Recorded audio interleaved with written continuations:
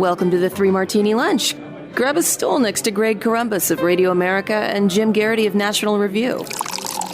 Three Martinis coming up.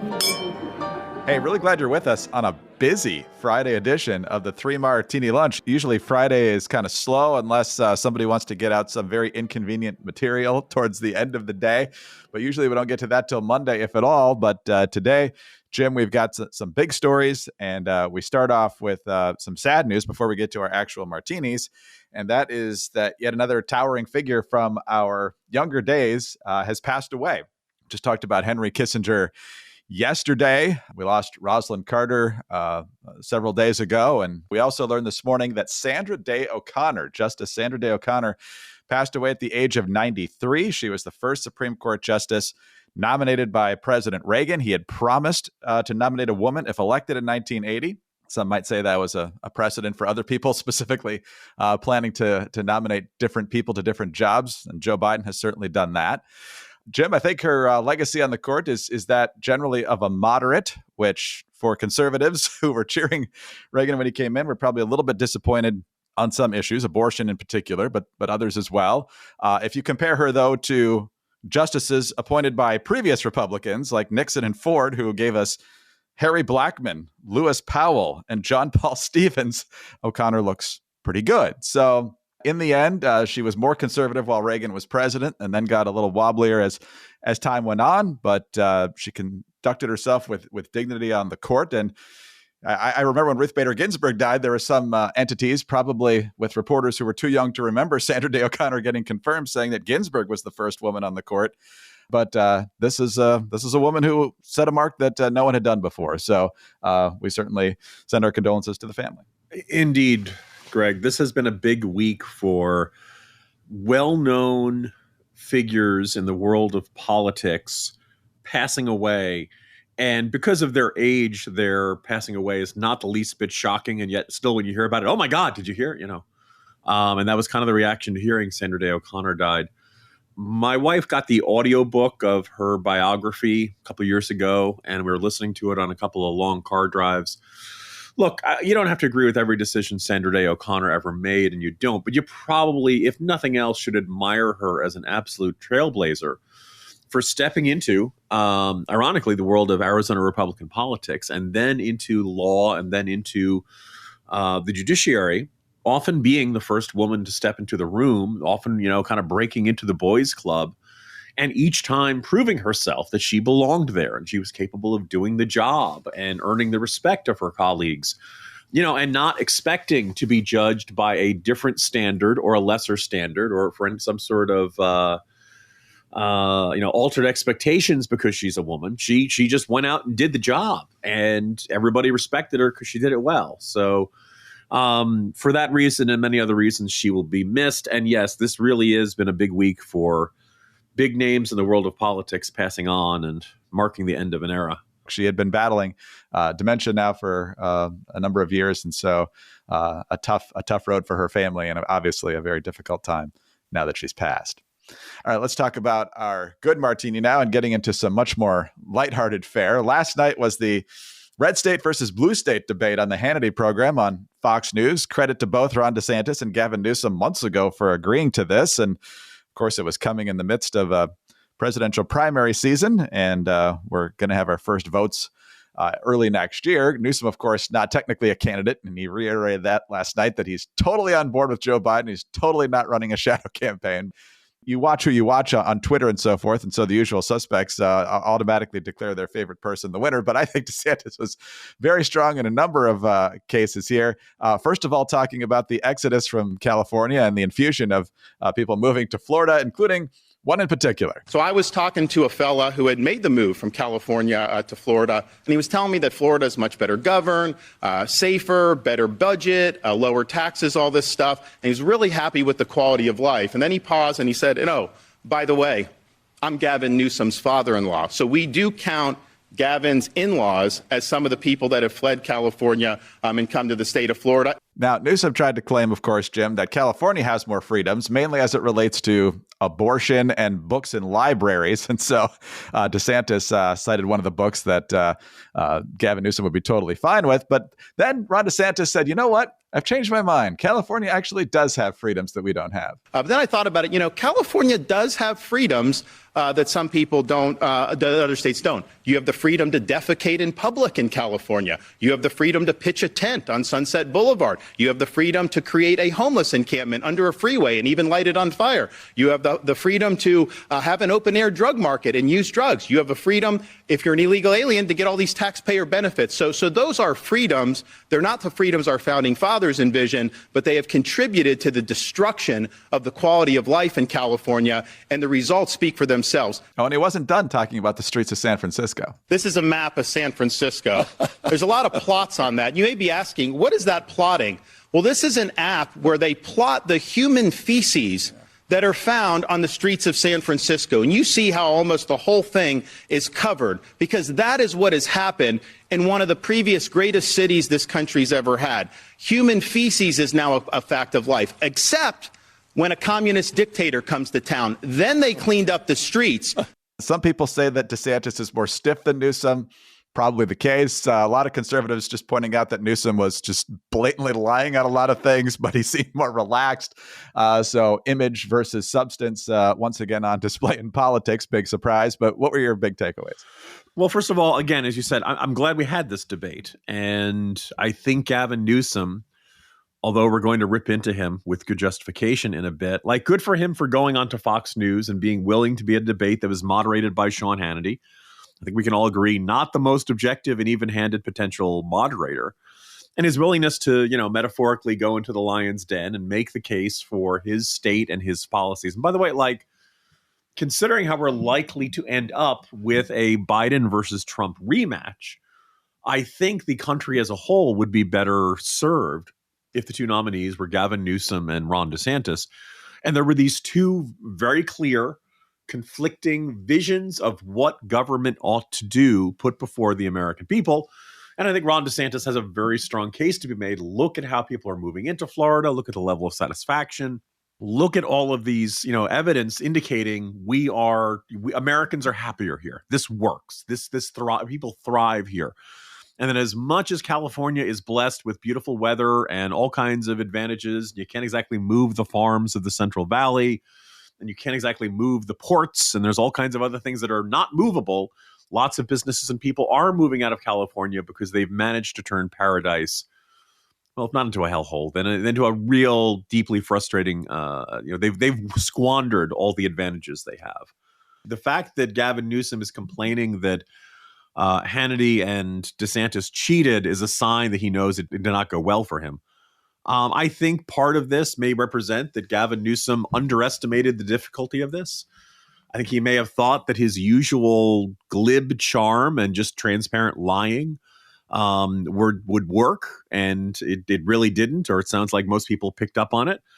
DeSantis makes an important soliloquy about crime rates, and Newsom seemed to think that he could say, but you look at gun crime rates. And try to turn it into a gun control debate. Well, if you're getting murdered, people don't really care what the state of your gun control laws are. It means your gun control laws aren't working. Now, I stand with my colleague Jeff Blehar's assessment that Gavin Newsom, because of the slicked back hair, looks like the villain from every 1980s movie, and he should be either trying to escape Axel Foley or saying that someday he's going to get RoboCop or something like that. He just looks. I am not the target audience for Gavin Newsom. But it sounds like he bit off more than he can chew and underestimated the difficulty. And Ron DeSantis, look, if there's anything in this world Ron DeSantis is prepared to debate about, it is the state of Florida and it's his record and what's been done there in government. I wrote something in the corner yesterday that was kind of skeptical about DeSantis's chances. It's not me saying I don't like DeSantis. I'd love to see him be the Republican nominee. I'd love to see him be the president. But I'm not going to lie to you. It's not looking great. And I think, one of the things that's been bizarre about this primary season is that DeSantis started with about 30% support in the polls. This is nationally. There are a couple of polls that have him at single digit. Some have him higher. Some have him still in the mid to high teens. But that still means about half his support has just evaporated. And you can point to flaws in the DeSantis campaign. Certainly had a rough start. They had a bunch of resets and stuff. But You look at the debate performances, you looked at what he did against Newsom last. I don't think it's that bad. I don't think this should be considered one of the all-time disastrous presidential campaigns of all time. And yet, the numbers look that bad. I think it demonstrates that when the task before Ron DeSantis is make the argument that Florida is a better place to live and that its methods of governance are working better than those in the state of California, he can hit it out of the park. When the mission before him is convince Trump supporters to not support Trump anymore and to come over to him, that's simply a task that is beyond him and probably is beyond almost any other figure in America or the world right now. Well, in terms of Republican voters, Trump's basically a two-term incumbent in terms of being the nominee, of course. And so you got to make that case and hope that the people respond. He's putting a lot of his eggs into the Iowa basket. He's not the first candidate to do that. And even if he wins, it's not necessarily a ticket to future success. It could be. It could be. It's helped out some people a lot, but it's not necessarily a guarantee. No, I think he did well. I think he has a great command of conservative principles. And certainly, as you said, his record in Florida. I believe it was John Gabriel at one point who said that Gavin Newsom is the Patrick Bateman of American politics, which is probably not totally fair because, as far as I know, he hasn't murdered anyone. But and I don't know his affinity for Genesis or Huey Lewis in the news. I was going to say, if he ever invites you over to listen to Huey Lewis, say no.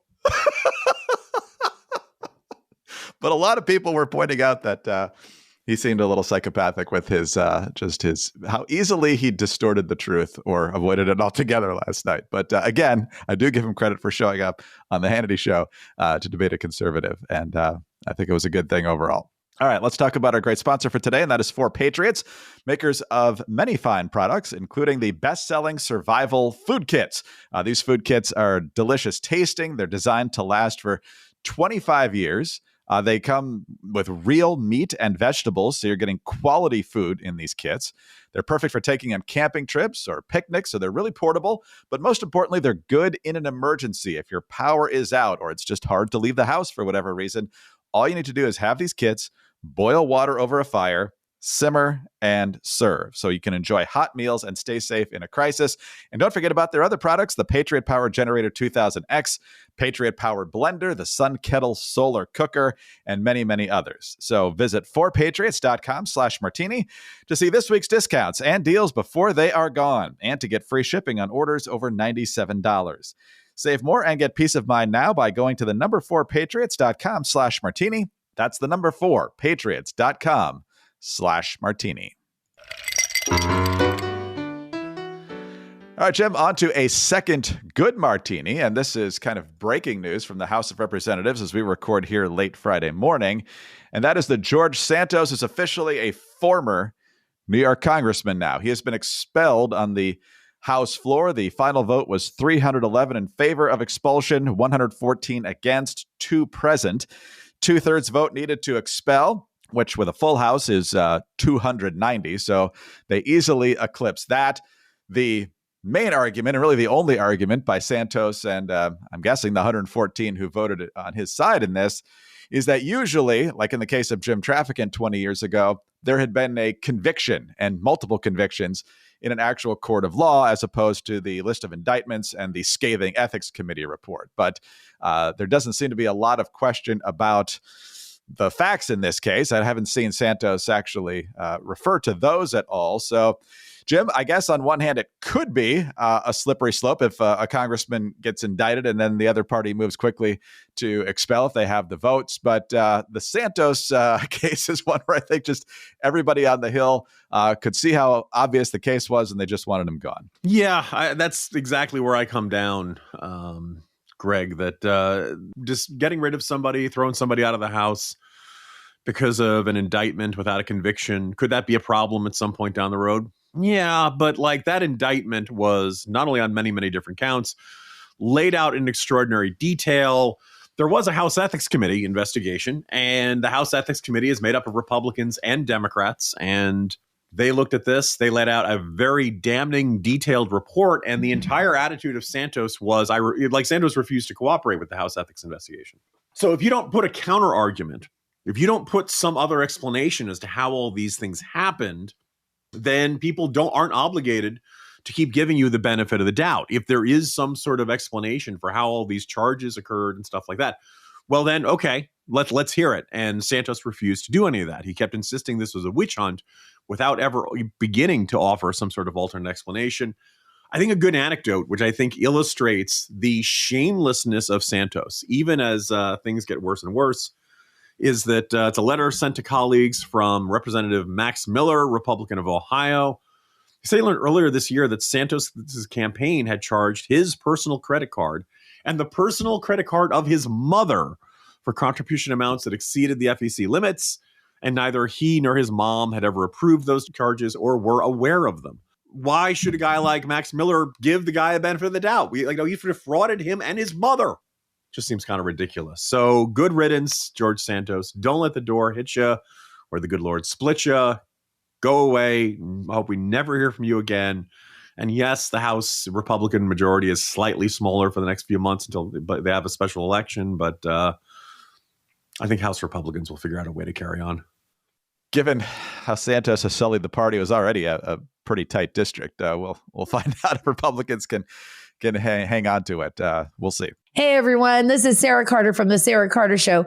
Thanks so much for listening to 3 Martini Lunch. We could all benefit from heart healthy energy, and one of the best ways to do that is by supporting your blood pressure and circulation. Super Beets Heart Chews are an easy and convenient way to support healthy blood pressure paired with a healthy lifestyle. The antioxidants in Super Beets are clinically shown to be nearly 2 times more effective at promoting normal blood pressure than a healthy lifestyle alone. Folks, I take my Super Beets with me everywhere. They are delicious. They come in like little squares in foil, and you just put them in your pocket. You can take them with you anywhere and everywhere. You take them out, take them in the morning, and you feel great all day long. If I'm in New York, if I'm in Florida, if I'm in Chicago, if I'm in LA, I've got my Super Beets with me. They're plant-based and stimulant-free, so you get a productive, heart-healthy green boost without the jitters. Double your potential with Super Beets Heart Chews. Get a free 30-day supply of Super Beets Heart Chews and a free full-sized bag, listen to this, of turmeric chews valued at $25 by going to americalovesbeets.com. Can't beat that. Get this exclusive offer only at americalovesbeets.com. That's americalovesbeets.com.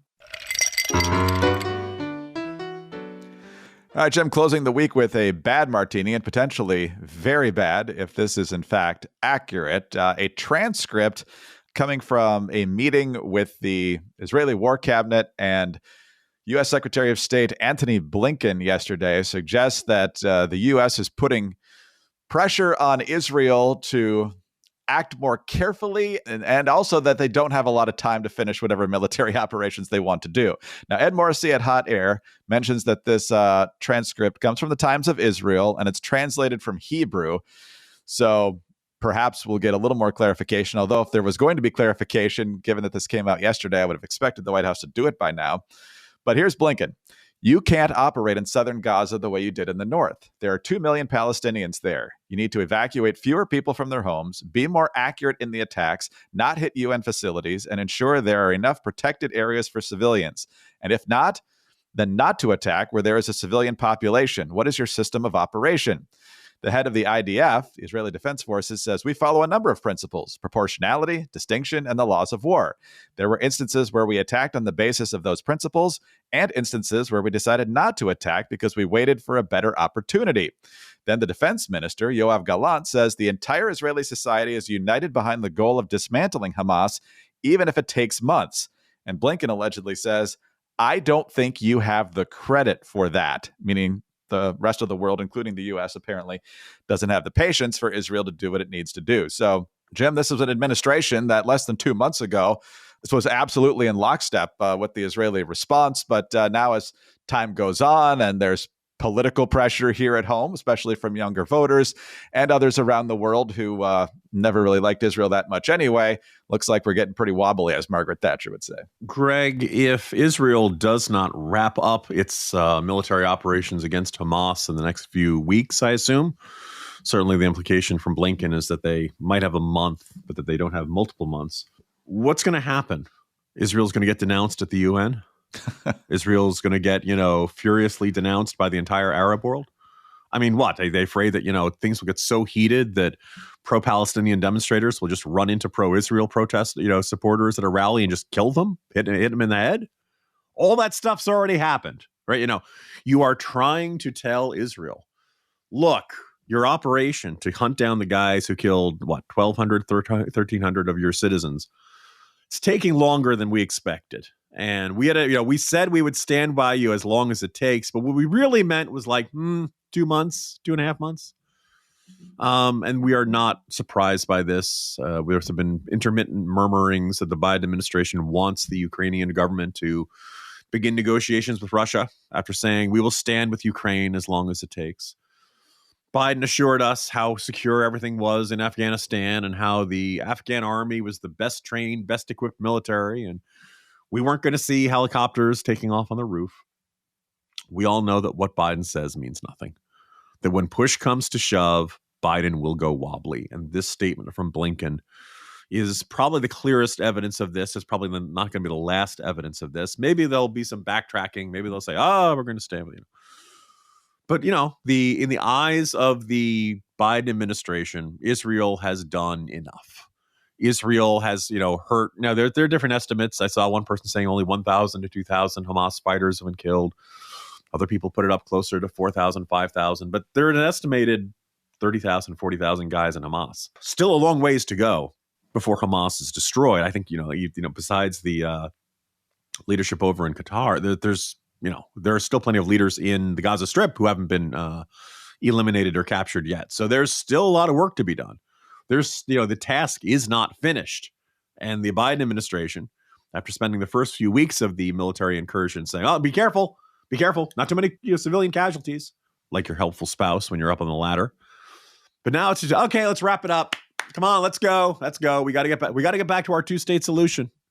We got to go back to the process in which we treat the leaders of the Palestinian people. At this point in the Gaza Strip, that is Hamas. We have to go back to the part where we take them seriously when they say they want peace.